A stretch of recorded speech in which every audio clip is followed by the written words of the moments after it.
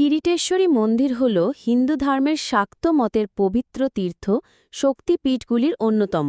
এটি ভারতের পশ্চিমবঙ্গের মুর্শিদাবাদ জেলার লালবাগ কোট রোড রেলওয়ে স্টেশনের ৩ মাইল দূরে কিরিটকণা বা কিরিটকোনা গ্রামে অবস্থিত। রাঢ় বাংলার প্রাচীন পীঠস্থানগুলির মধ্যে কিরিটকোনা অন্যতম, যদিও বর্তমান মন্দিরটি বেশি পুরানো নয়। এই মন্দিরের নিকটে একাধিক মন্দির আছে।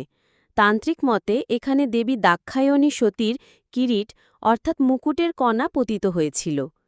যেহেতু এখানে দেবীর কোনো অঙ্গ পতিত হয়নি, তাই এই স্থানকে অনেক তন্ত্রবিদ পূর্ণ পীঠস্থান না বলে উপপীঠ বলে থাকেন। এই পীঠে দেবী বিমলা এবং তার ভৈরব সম্বর্ত নামে পূজিত হন। লোকবিশ্বাস অনুসারে শক্তিপীঠ নামাঙ্কিত তীর্থগুলিতে দেবী সতীর দেহের নানান অঙ্গ ও অলঙ্কার প্রস্তরীভূত অবস্থায় রক্ষিত আছে। শক্তি অর্থাৎ প্রত্যেক পীঠস্থানে পূজিতা দেবী, যিনি দাক্ষায়ণী, দুর্গা বা পার্বতীর বিভিন্ন রূপ। ভৈরব অর্থাৎ ওই দেবীর স্বামী বা সঙ্গী, যারা প্রত্যেকেই শিবের বিভিন্ন রূপ। দেহখণ্ড বা অলঙ্কার অর্থাৎ সতী দেবীর শরীরের বিভিন্ন অংশ বা অলঙ্কার, যা ভগবান বিষ্ণুর সুদর্শন চক্র দ্বারা ছেদনের পর সেই পীঠস্থানে পতিত হয়েছিল।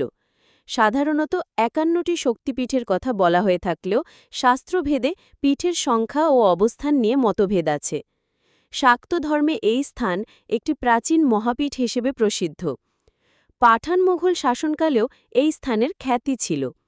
রিয়াজুস সালতিন গ্রন্থে ও রেনেলের কাশিমবাজার দ্বীপের মানচিত্রে কিরিটকোনাকে তিরোৎকোনা বলে উল্লেখ করা হয়েছে। পৌষ মাসের প্রতি মঙ্গলবার এখানে দেবী কিরিটেশ্বরীর মেলা বসে। মন্দিরে দেবীর কোনো প্রতিমূর্তি নেই, একটি উঁচু পাথরের ওপর বেদি আছে।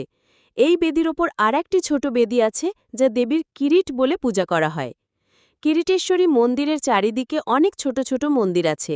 তার মধ্যে একটি চারচালা মন্দিরকে সপ্তদশ শতাব্দীর তৈরি বলে মনে করা হয়। রাজা রাজবল্লভের প্রতিষ্ঠিত শিব মন্দিরও এখানে আছে।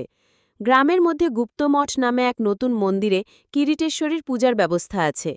নাটোরের সাধন অনুরাগী রাজা রামকৃষ্ণ বড়নগর থেকে এখানে আসতেন।